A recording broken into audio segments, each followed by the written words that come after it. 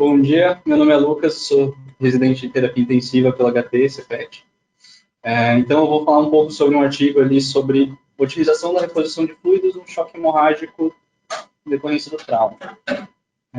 Então, alguns tópicos abordados ali pelo artigo, então as principais evidências, é um artigo de revisão, então são as principais evidências a respeito da fluidoterapia no choque hemorrágico pós-trauma, né, nos últimos 20 anos. Outro enfoque bem grande ali são as bases científicas características a respeito da ressuscitação de controle de danos, que vem sendo uma técnica bastante empregada nesses casos. Então, primeiro, os conceitos gerais ali da ressuscitação por controle de danos. No artigo ele menciona ali que esse termo controle de danos ele é derivado ali da Marinha Americana, de quando existia alguma embarcação que sofreu um dano muito grande, eles adotavam esse controle de danos, que seria basicamente você interromper alagamentos das embarcações e incêndios para evitar basicamente que o navio afunde. Então, esse termo depois foi extrapolado ali para a cirurgia, né, em que na cirurgia de trauma se empregava a estratégia de controle de danos para evitar fazer uma abordagem posterior para tratamento definitivo e, no primeiro momento, você apenas conter sangramentos e estabilizar o doente, né? Isso daí, então, foi derivado para ressuscitação volêmica, né, no choque hemorrágico pós-trauma, e ele preconiza, basicamente, de maneira geral, assim, um uso mínimo de cristalóides, uma hipotensão permissiva, uma transfusão balanceada de hemoderivados, de concentrados de hemácia, plasma e plaquetas, né? Um tratamento bastante direcionado das coagulopatias, que foi basicamente a aula da Bárbara na semana passada, ali, através do tromboelastograma e tromboelastometria, e a importância do plasma como opção aos cristalóides para a expansão volêmica. Então, o choque hemorrágico no trauma, basicamente, a hemorragia é uma das principais causas de morte geral e é a maior causa das mortes preveníveis no trauma. O tempo médio de exsaminação de um doente ele gira em torno de 2 a 3 horas após o trauma, e os avanços ali no tratamento do choque hemorrágico, geralmente, ele menciona bastante que eles estão ligados a períodos de guerra, né? Na Primeira Guerra Mundial, se tem basicamente a invenção dos primeiros bancos de sangue, depois, eventualmente, na Segunda Guerra, tem você conseguir usar o plasma em si, né, para reposição volêmica, e, eventualmente, assim por assim vai, né? A correta ressuscitação do paciente em choque hemorrágico, no caso, ela se mostrou tão importante e tão impactante na sobrevida e na morbimortalidade do paciente quanto a correção cirúrgica das lesões teciduais, né? Isso também foi apresentado ali. Então, partindo um pouco para a avaliação inicial do paciente, cerca de 1 a 3%, basicamente, dos pacientes de um centro de referência urbana de trauma ali, foi mostrado que vão necessitar, eventualmente, de transfusão maciça, né? Que seria, basicamente, a definição dela é um doente que acaba precisando de 10 concentrados de hemácia num período ali de 24 horas. Essa definição ela é meio vaga, porque ela dificulta você não consegue direito caracterizar para você dar início ao protocolo de transfusão maciça, é meio complicado você fazer isso apenas clinicamente, e para os estudos ela está sujeita a alguns vieses, por exemplo, o viés de sobrevivência, então, eventualmente, o paciente, para você caracterizar ele como o paciente que necessitaria de transfusão maciça, ele teria que sobreviver as primeiras 24 horas do trauma. Então, isso acaba sendo algumas limitações dessa definição. Então, a ativação de protocolos ali de transfusão maciça, ela está ligada também daí ao menor gasto de hemoderivados, né, e menor disfunção orgânica, mortalidade e outras complicações. Então, você saber identificar isso precocemente e aplicar e ativar o gatilho ali desse protocolo de transfusão maciça gera uma série de benefícios ali para o paciente e também para o próprio centro de trauma, né? Então, aqui, comigo. Mas a avaliação inicial dos pacientes aqui, conforme tem algumas definições ali para você enquadrar o paciente como o paciente que vai precisar de um protocolo de transfusão maciça, né? Esses aqui ele mostra no artigo alguns critérios que são basicamente clínicos, né? Que você não necessitaria de um exame laboratorial para você dar início ao protocolo de transfusão maciça. Então, existem os critérios ali de gatilho para o protocolo de transfusão maciça, que seria um ABC score maior que 2, que daí eu vou mostrar ali depois o que seria, uma instabilidade hemodinâmica persistente, um sangramento ativo que requeira cirurgia ou angioembolização, ou uma transfusão no período peritrauma ali, né, uma transfusão necessária no período peritrauma. Esse ABC score, né, seria o Assessment of Blood Consumption. Então, um score maior ou igual a 2 pontos seria um bom preditor ali de necessidade de transfusão maciça no período de 24 horas. Esses critérios aí seriam mecanismo de trauma penetrante, uma sistólica ali no departamento de emergência menor do que 90 milímetros de mercúrio, uma emergência, uma frequência cardíaca no departamento de emergência maior do que 120, ou um FAST positivo, tendo 2 ou mais desses critérios já seria um bom preditor ali de necessidade de transfusão maciça. Então, existem outros meios daí que também estão sendo avaliados para o uso como preditores da necessidade de transfusão maciça, que seria o tromboelastograma ou a tromboelastografia, e também estão saindo agora, existem algumas outras definições ali para a necessidade de transfusão maciça, que seria também o CAT, né, que seria o Critical Assessment Threshold, que é como se fosse um limite de avaliação crítica, que é quando o paciente necessita pelo menos 3 transfusões no período de 1 hora.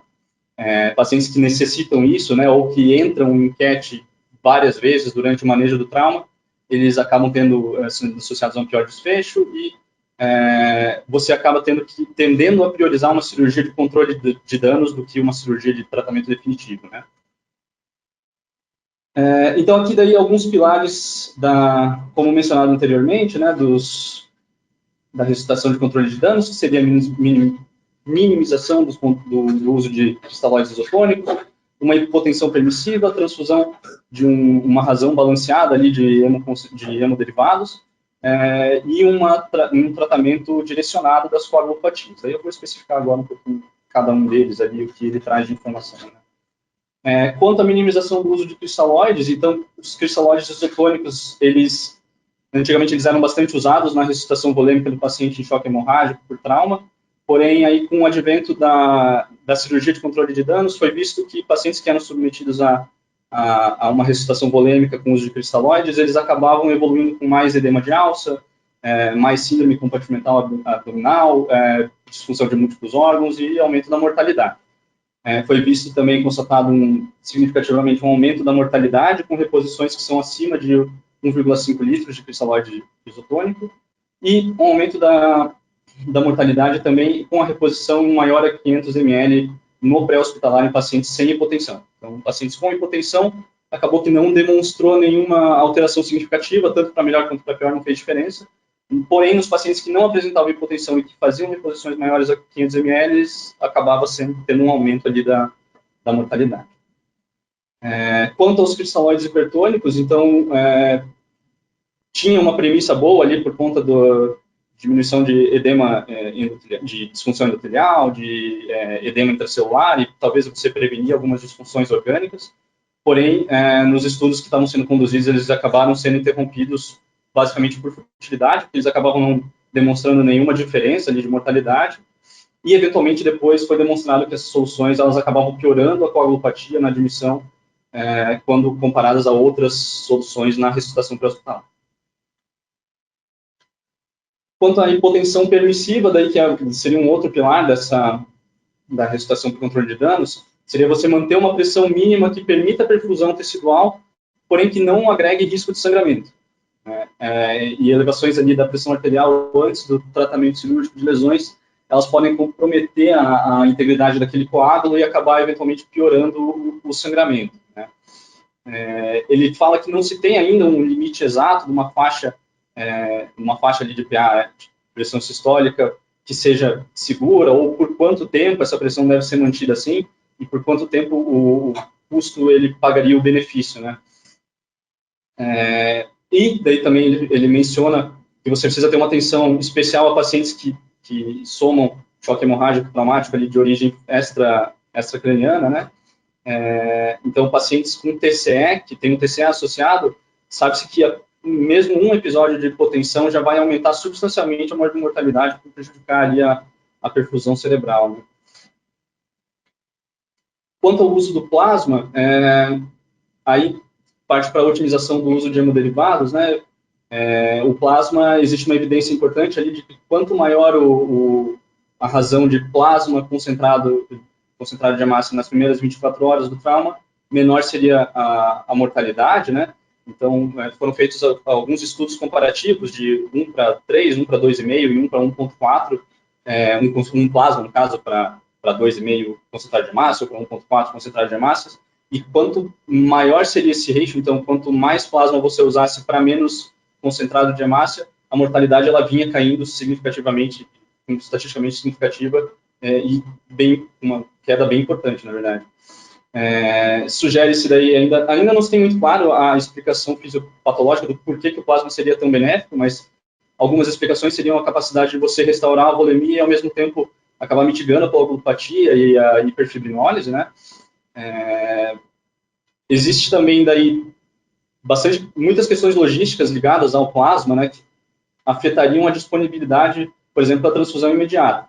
Ele menciona um dos estudos ali que foi comparado deixar quatro bolsas de plasma, quatro unidades de plasma ali na emergência em si, ao invés de deixar no banco de sangue.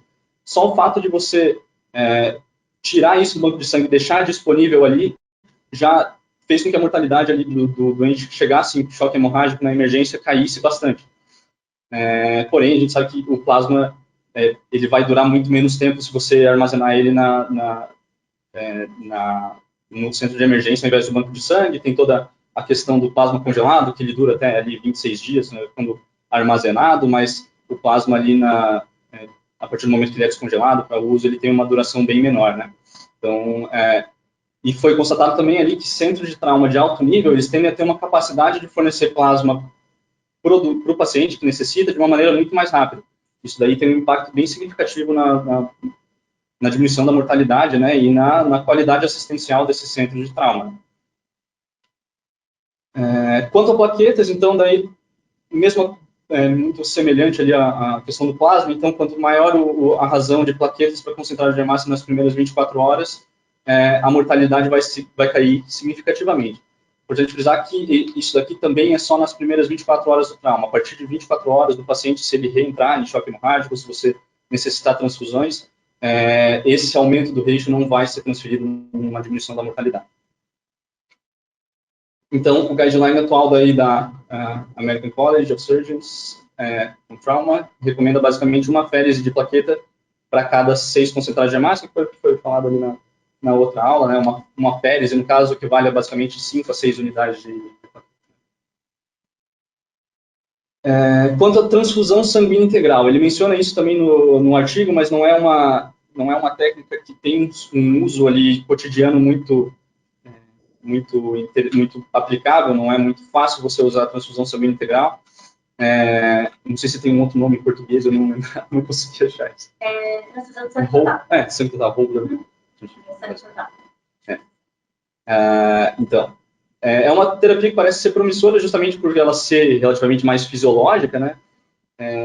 Você tem uma razão de concentrado de hemácia para plaqueta e fator de coagulação, que é basicamente 1 para 1, né? E seria mais simples do que você transfundir hemoderivados separadamente. Você acaba diminuindo ali a chance de erro clínico, né, de indicação errônea, quando você usa a transfusão de sangue integral. O problema é que ele tem uma baixíssima disponibilidade, né? Em temperatura ambiente, ele dura cerca de 8 horas desde a transfusão de retirada, né? Ele tem uma disponibilidade de 8 horas, e em ambientes a menos de 6 graus, ele vai ter ali 24 a 48 horas. Então, quando comparado a outros hemoderivados, por exemplo, plaquetas, que dependendo da forma ali, pode ter até 26 dias de armazenamento, então o uso civil dele se torna bem inviável economicamente. A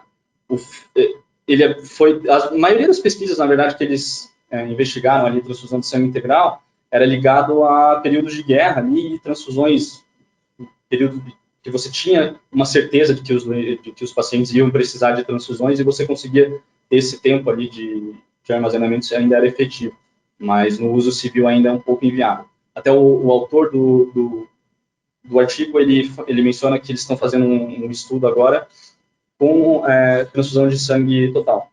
Só que ainda tem algumas outras particularidades, você acaba tendo que transfundir mais plaquetas ou mais fatores de coagulação, justamente porque você acaba tendo que usar mais anticoagulantes ali para manter o sangue disponível, e aí tem todos esses vieses, e está sendo ainda muito, né? Quanto ao tratamento direcionado da coagulopatia, no artigo ele menciona um pouco por cima e ele fala que, na verdade, ia ser abordado em outra série, que eu acredito que foi o artigo que foi apresentado na semana passada. Ele vai usar, na verdade, daí o protocolo de transfusão maciça sendo guiado por tromboelastograma, né? No caso, ele vai apresentar uma menor mortalidade quando comparado a protocolo de transfusão maciça guiados por prova de coagulação convencional, e daí ele menciona que as provas de coagulação convencional ainda são meio controversas para a indicação de protocolo de transfusão maciça, e o tromboelastograma se mostrou aí ter uma aplicação como gatilho ali de protocolo de transfusão maciça. Eu acredito que a respeito do tratamento direcionado das coagulopatias mesmo ficava naquele outro artigo, ele não mencionava muito. Aí algumas outras considerações, o uso de crioprecipitado e concentrado de fibrinogênio. O crioprecipitado, ele no caso, é um concentrado rico em fator 8, 13, fator de von Willebrand, fibronectina e fibrinogênio, e o principal uso dele, ou do concentrado de hemácia, concentrado de fibrinogênio, seria para manter um fibrinogênio acima de 180. Tem uma diferença ali das referências americanas e europeias, mas gira em torno da média de 180. E existe um estudo em andamento avaliando o uso pré-hospitalar do concentrado de fibrinogênio. Ele menciona ali, se não me engano, não é do hospital do artigo, do grupo do artigo, mas é um outro artigo separado que está sendo avaliado isso. E daí uma complicação extremamente comum seria a trale, que seria uma injúria pulmonar inflamatória mediada por anticorpos presentes no hemoderivado, né? Geralmente ela se dá horas após alguma transfusão, e daí foi visto que o plasma, especialmente plasma de multíperas, está associado a uma maior incidência de trale. Isso se explica basicamente pela produção de anticorpos durante a gestação, que acaba aumentando essa incidência ali de plasma de trale em pacientes que são submetidos à transfusão por plasma de multíperas. E a partir do reconhecimento disso, foi conseguido fazer alguns protocolos de screening ali para você evitar o uso de pacientes femininas, né, priorizava, no caso, o uso de plasma de doadores masculinos, e isso acabou diminuindo ali vertiginosamente após a incidência de trale depois do advento desses protocolos. Outra coisa importante daí existe alguns subtipos ali que tem uma menor disponibilidade, por exemplo, o AB, no caso, teria uma menor disponibilidade de plasma e eles acabavam tendo que usar plasma de pacientes femininas, né, para transfusão, e aí nesses casos, como não se aplicava o protocolo, a mortalidade, a incidência de trale permaneceu a mesma, então, mostrando uma associação bem importante dessa situação. Então, em resumo, né, a escolha correta de hemocomponentes, o tempo de administração, né, e o volume de ressuscitação tem a mesma importância do tratamento cirúrgico no trauma, isso foi bem estabelecido, né. O advento da ressuscitação por controle de danos, ela acabou sendo um marco na terapia do trauma, porque antes ali foram quebrados vários paradigmas que vinham sendo aplicados no cotidiano ali por muitos anos, e com o advento dessa nova estratégia ali foi visto, foi melhorado bastante ali a assistência ao trauma, né, ao choque hemorrágico no trauma. E também que os cristalóides ali, eles acabam tendo uma menor importância na ressuscitação volêmica inicial do trauma, quando comparados ao plasma, e existe a recomendação, então, de uma unidade de plasma para cada 2 concentrados de hemácia, de maneira geral. Alguns questionamentos que o artigo deixa no final ali, sabe-se também que restabelecer o volume, né, os fatores de coagulação, é apenas uma parte ali dos benefícios do plasma, mas alguns mecanismos específicos ainda precisam ser investigados. Permanece ali esclarecer qual o papel da transfusão de sangue integral e como ela poderia ser melhor aplicada, né, em transfusões e também transfusões de hemoderivados ali no período pré-hospitalar. Isso ainda não tem muitos estudos claros aí disponíveis. E ao invés de, também outro questionamento importante que ele traz, ao invés de você ter razões de transfusão fixa, com o advento desses novos meios diagnósticos ali, se seria possível você acabar direcionando mais e individualizando mais essa reposição de hemoderivados, né, e tratamento de coagulopatia e perfusão também durante um protocolo de transfusão maciça.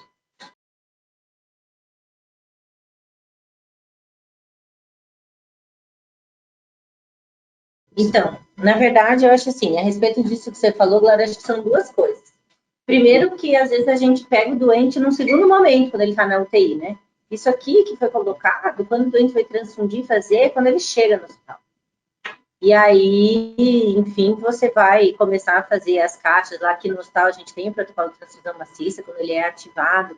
Existe um parâmetro lá das caixas, como que eles liberam, sem a ativagem completa, conforme a emergência, tudo isso. Então, elas são liberadas de maneira mais maciça mesmo. E quando o paciente chega na UTI, muitas vezes a gente já está num outro momento de ver o que está faltando para ele. Então, às vezes é por isso que a gente também está fazendo ainda alguma coisa separada. Agora, se o doente continua muito chocado e a gente precisa realmente fazer tudo junto, a gente deve fazer. Inclusive, isso é uma coisa que precisa até partir da gente, que o doente tenha mais acessos, que a gente use acessos periféricos, uso central, e que a gente ligue para a agência transfusional, que a gente converse com o enfermeiro e com o técnico. Se você ligar na agência, eles vão dizer, não posso liberar tudo junto, porque tem que ver isso, porque não sei o quê e tal. Então, veja, quando o doente está muito ruim, a gente tem que ligar lá e falar, olha, o paciente está mal, o paciente está chocado, eu tenho mais acessos e eu vou fazer as infusões ao mesmo tempo. As bolsinhas de plaqueta, que normalmente aqui a gente acaba não recebendo uma férise só, elas são mínimas, que correm minutos, a pessoa fica ali do lado, é muito rápido, né? Então, quando a gente precisa fazer isso, basicamente o técnico ele fica dentro do box e vai mudando e vai fazendo em bolos todas as coisas. O concentrado, claro, acaba indo um tempo maior, mas mesmo o plasma e tudo, a gente vai fazendo mais em bolos. As bolsas de fibrinogênio, elas também têm um volume muito pequeno, então é importante que parta da gente fazer esse comunicado também. Às vezes eles não vão entender o quanto o nosso doente está chocado ou não. Então, se ele tem mais acessos, o que impede de você colocar as bolsas? A gente já fez isso várias vezes, uma em cada acesso periférico, mas uma no central.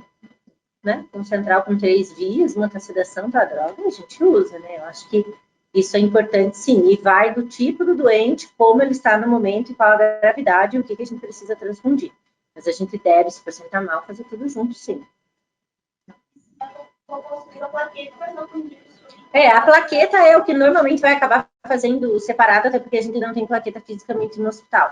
Por conta de falta de plaquetas mesmo, elas ficam todas, né, no Hemepar ou no Hemobanco, enfim, que são os 2 fornecedores que tem na cidade. Então, a gente não tem nos hospitais. Quando a gente chega e tem um doente muito grave, já é acionado, a gente pede, tudo isso de maneira geral vai rapidinho e vai buscar, né? Mas as demais coisas a gente tem tudo aqui no hospital e numa quantidade normalmente bem favorável, assim, com os protocolos bem feitos, mas muitas vezes você pede para alguém ligar para você e aí as informações se desencontram, eles não querem liberar. Eu acho que esse tipo de coisa é muito importante que a gente ligue na agência transfusional, converse com a pessoa, não tá, vê lá, é a Adriana que é, eu sei até o nome, 5740. Liga, puxa essa responsabilidade, né? A gente tem que estar do lado desse doente e, às vezes, saber colocar de uma maneira mais exata para o pessoal da agência transfusional qual é a emergência para isso. Ou igual, por exemplo, posso transpor esse tipo de coisa para uma politransfusão, para um sangramento de uma hemorragia digestiva? Claro que sim. Entendeu? Então, às vezes, o doente está lá assim, você precisa fazer tudo isso. Ligue lá e fale, olha, por causa disso, disso, disso.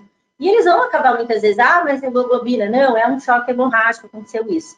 Porque senão eles também não sabem. E tem muita gente que acaba pedindo transfusões de maneira inadvertida, que isso também tem malefício para o doente. Então, às vezes, eles vão seguir ali uma coisa mais engessada de um protocolo, mas cabe a gente também pontuar essas coisas. Então, acho que isso é importante. Tá?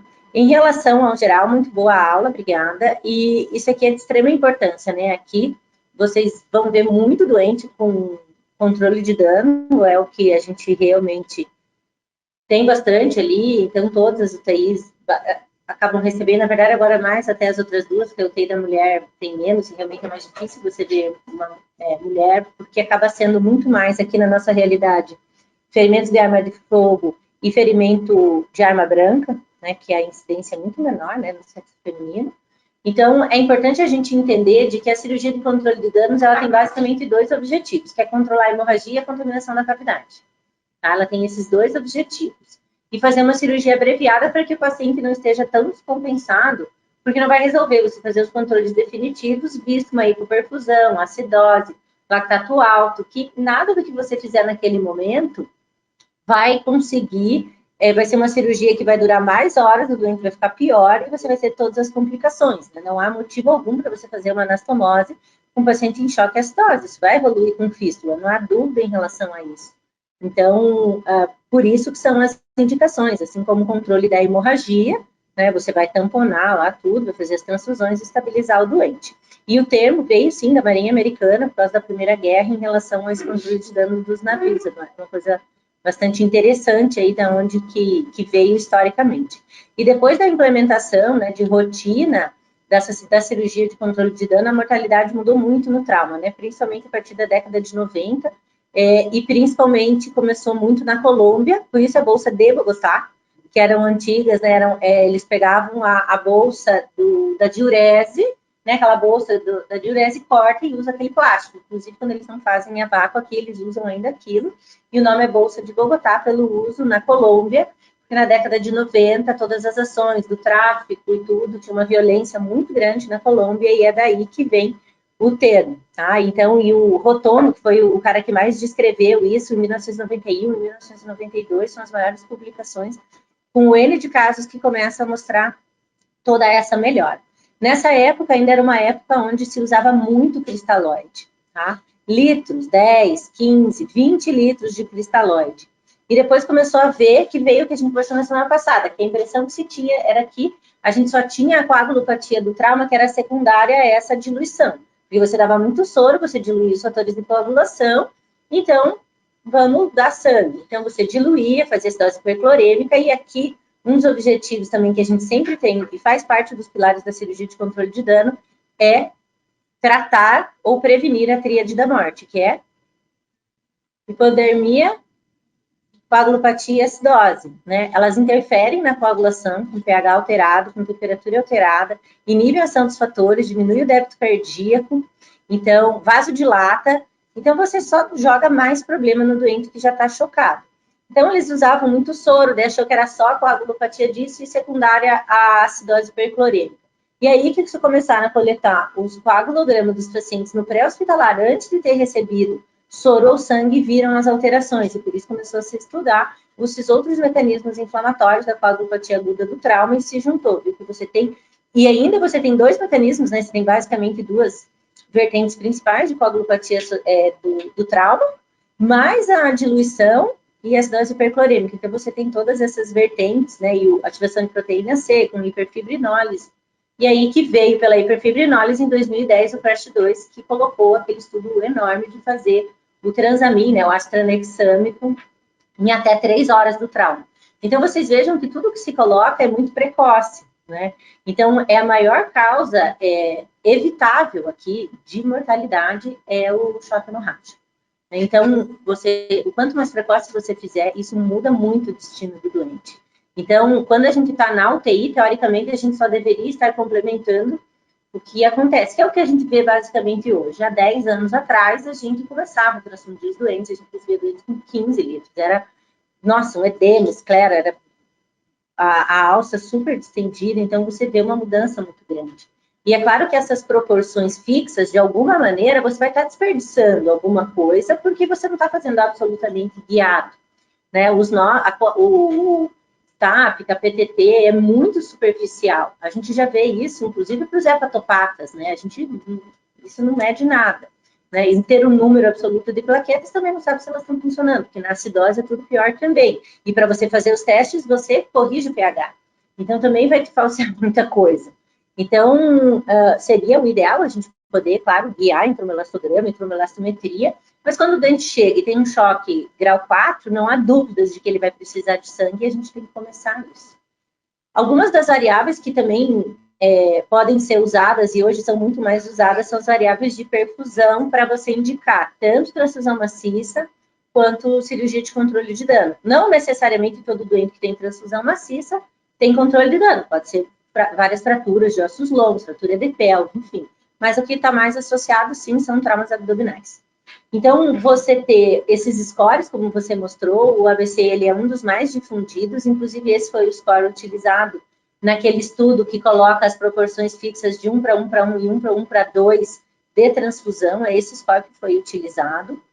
Ele é bem difundido, E ele coloca lá, ferimento de arma de fogo, líquido livre na cavidade, então são coisas que não são complexas ali.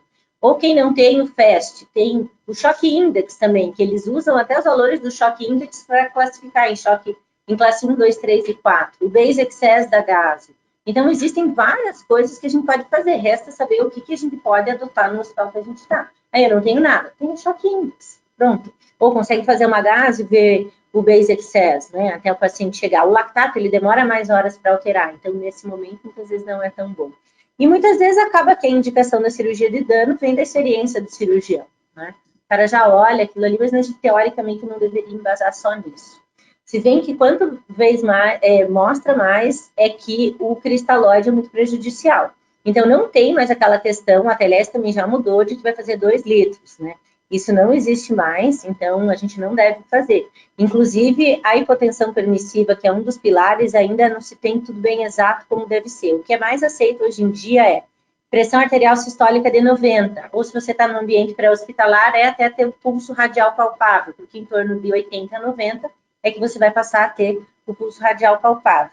E se você aumenta a pressão, você começa a soltar os coágulos que já estão formados. E isso só é aceito se você não tiver TCE, e isso é aceito só até você conseguir o controle cirúrgico do sangramento. Isso não vai se perpetuar depois. Ah, o cara está sangrando. Não, conseguiu o controle cirúrgico, você vai subir a PA.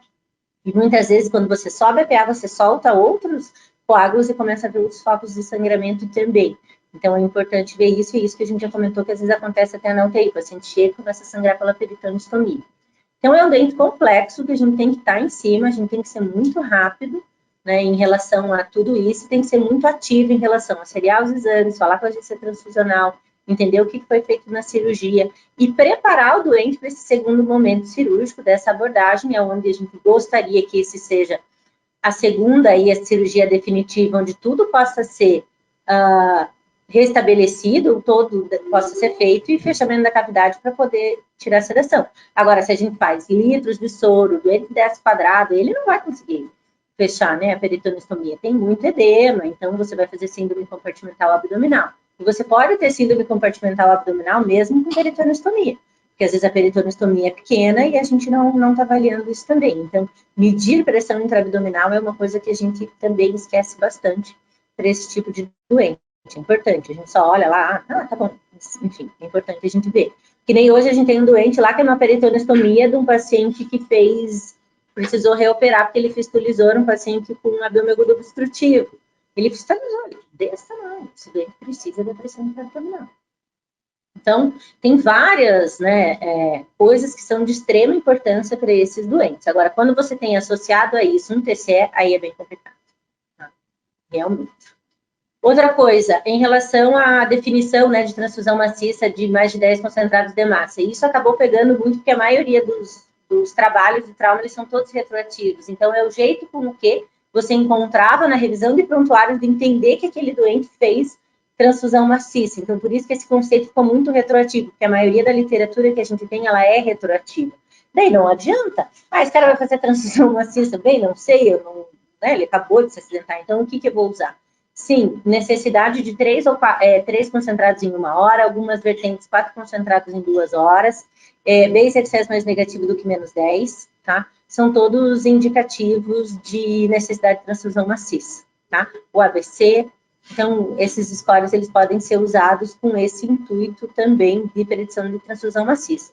E não é porque você ativou o protocolo que você precisa dar os 10 concentrados. Você vai ativar, vai começar e vai acompanhar o doente. Deu lá 5 concentrados de massa. O cara tá bem, ressuscitado, você achou que tinha um sangramento enorme na cirurgia, já não tinha. O paciente foi bem proteína, pronto, parou. Não precisa seguir. Eu brinquei esses dias com as meninas em relação ao antibiótico. A mesma coisa, a gente tem uma pneumonia, a gente trata por 7 dias. Mas deu 5 dias, o cara tá bem, o paciente tá bem, ele não faz febre, mais de 48 horas ele não tem mais secreção. Mas você disse que eram 7 dias, agora a gente não pode fazer 5. Não, você vai reavaliando. Então, não, dá para fazer um ciclo curto, não tem problema. Transfusão maciça é a mesma coisa, né? Porque eu disse que eu vou fazer, que eu vou ter que chegar lá no final, porque tem muito dano fazer sangue para o doente que não precisa. Outro comentário é que, assim, vocês veem que aqui a gente transfunde muito e realmente vocês não veem tanta tralha, né? Porque esses protocolos de selecionar os pacientes que vão, os doadores, né, do plasma faz bastante diferença, sim, na assistência. Então, é um N realmente muito pequeno que a gente acaba vendo, né? E tem algumas literaturas que colocam, assim, dos pacientes que precisam de transfusão maciça, cirurgia de controle de dano, oscilam entre 5%, 8%, alguns centros 10%. Aqui acaba sendo um pouco de viés, né? Apesar de a gente ser um centro de trauma, a gente acaba tendo bastante, mas esses doentes ficam muito tempo internados também. Então, a gente também acha que a gente tem muitos, né? A gente tem, mas tem muitos que complicam, ficam um tempão, ficam meses aqui. Como a gente tem lá o Giovanni, que foi um ferimento de arma de fogo, que fez uma fístula pancreática e vai complicando outras coisas. Então, eles estão, né, sempre por aí. É importante a gente entender. São doentes graves que complicam muita coisa. Não é simples assim, opera, fecha, estuva e ótimo e alta, né? Existem muitas complicações secundárias a isso, relacionadas aos órgãos que foram atingidos também, inicialmente. É importante de que a gente conheça o que pode complicar para a gente poder prever e estar esperto com esse tipo de diagnóstico para a gente não perder essas complicações durante o nosso acompanhamento do doente na UTI. O que mais, gente? Perguntas?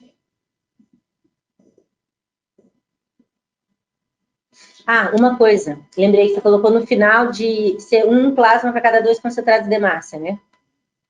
Isso vem desse mesmo trabalho lá, de 1 para 1 para 1 para 1 para 1 para 2. A linha europeia acabou utilizando um pouco mais disso, até porque eles não usam basicamente plasma, eles têm bastante falta de sangue, eles usam muito fibrinogênio humano recombinante complexo de concentrado protrombínico, né? Com 4 fatores, 2, 7, 9, 10. Então, eles usam mais isso. No trabalho, mostra que 1 para 1 para 1 morreu menos de sanguinação nas primeiras 24 horas. Isso não fica muito claro. Mas acabou se adotando. Aí, na maioria, usa mais o 1 para 1 para 1. Né? Então, acaba usando um pouquinho mais. E quando foi feito, se perguntou muito, já que ter mais plasma é melhor, por que não 2 de plasma para 1 concentrado de hemácia? Né? Ou por que não mais fibrinogênio? Então, que tem outros estudos, como você colocou ali, né, que colocam o Mathers, enfim, tem vários que colocam, que mostram isso. Quanto mais precoce os pacientes receberam plasma e fibrinogênio, melhor é o desfecho deles. Então, por que dar 2 concentrados de massa e menos plasma? Então, tem bastante coisa ainda para poder ser feito, e é difícil fazer trabalho prospectivo com esse tipo de doente. Então, por isso que a gente acaba vendo muita coisa retroativa e muita coisa relacionada às guerras, que é quando tem os grandes melhorias aí para o trauma, porque você acaba tendo um N maior de pacientes para serem estudados, mas também o ambiente ele é completamente diferente.